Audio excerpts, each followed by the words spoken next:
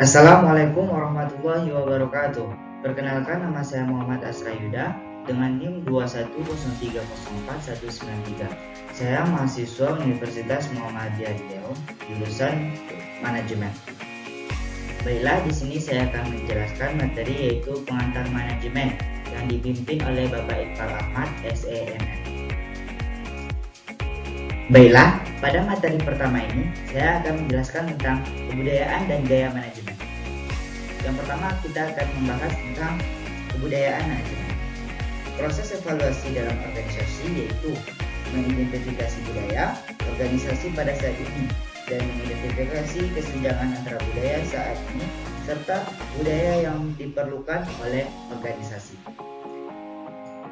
Nah, melalui manajemen, perubahan budaya mendasar perusahaan akan dapat mencapai tujuan organisasi dengan lebih efektif. Yang kedua yaitu gaya manajemen. Menurut HR Zone, gaya manajemen merupakan prinsip-prinsip yang terdiri dari metode, kemampuan, teknik yang dimanajer saat menangani situasi. Hal ini mencakup bagaimana seorang manajer saat merencanakan, mengatur, membuat keputusan, mendelegasikan, hingga mengatur bawahan. Materi selanjutnya akan kita jelaskan yaitu manajemen pemasaran.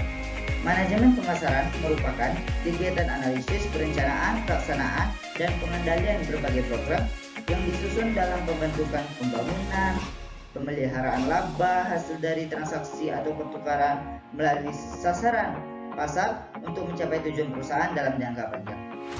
Nah, adapun elemen penting dalam manajemen pemasaran yaitu yang pertama, orientasi pada konsumen atau market oriented.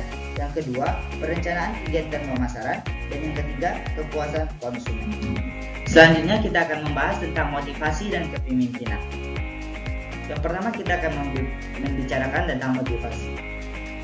Motivasi merupakan sesuatu yang mendorong seseorang untuk menunjukkan perilaku tertentu. Yang kedua, motivasi sebagai pendorong individu. Adapun yaitu kebutuhan atau kesenjangan kebutuhan, pencarian jalan keluar bagi memenuhi dan memuaskan kebutuhan, pilihan perilaku untuk memenuhi dan memuaskan kebutuhan, evaluasi atas pemuasan kebutuhan, penentuan kebutuhan di masa yang akan datang, dan pencarian bagi cara pemenuhan. 5 perspektif kontemporer mengenai motivasi. Yang pertama, perspektif kebutuhan. Yang kedua, perspektif keseimbangan dan keadilan. Yang ketiga, perspektif pengharapan. Yang keempat, perspektif penguatan. Dan yang kelima, perspektif penyusunan tujuan. Selanjutnya kita akan membahas modifikasi perilaku. Modifikasi perilaku itu antara lain yang pertama, penguatan positif atau memberikan perlakuan positif terhadap tindakan yang telah dilakukan oleh pegawai. Yang kedua, pembelajaran melalui penghindaran terhadap sesuatu atau tindakan adil terhadap pelanggaran. Dan yang ketiga, pengecualian atau peniadaan atau mengubah kebijakan yang bisa menurunkan produktivitas. Selanjutnya kita akan membahas tentang problem solving dan decision making.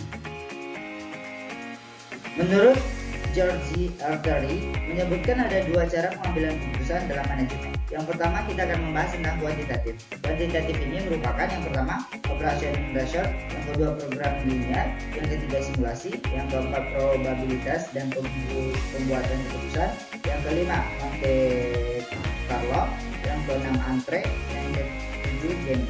Yang kedua yaitu kita akan membahas tentang kualitatif. Kualitatif ini meliputi intuisi, fakta-fakta, pengalaman, opini-opini yang dipertimbangkan.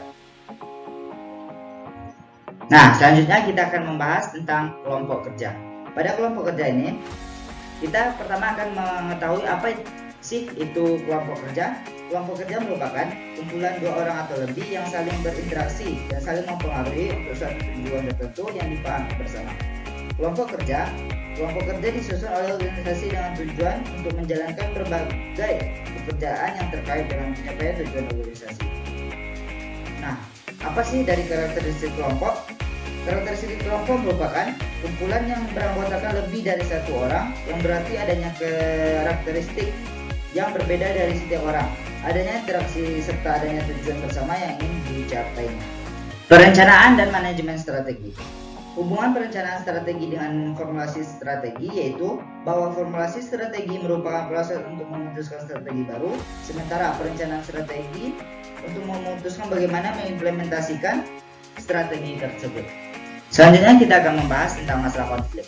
Konflik itu sendiri menurut Howard Ross, konflik merupakan langkah-langkah yang diambil para pelaku atau pihak ketiga dalam rangka mengarahkan perselisihan ke arah hasil tertentu yang mungkin atau tidak mungkin menghasilkan suatu akhir berupa penyelesaian konflik, dan mungkin atau tidak mungkin menghasilkan ketenangan, hal positif, kreativitas, bermufakat, ataupun agresif. Fungsi dari konflik manajemen tersebut yaitu yang pertama, meningkatkan kinerja dan keaktifan karyawan. Yang kedua, mengembangkan kemampuan karyawan. Yang ketiga, melatih kemampuan menyelesaikan konflik. Yang keempat, meningkatkan rasa saling menghormati antar karyawan. Nah, mungkin hanya ini yang dapat saya jelaskan. Lebih dan kurang saya mohon maaf. Wabillahi taufiq wal hidayah. Wassalamualaikum warahmatullahi wabarakatuh.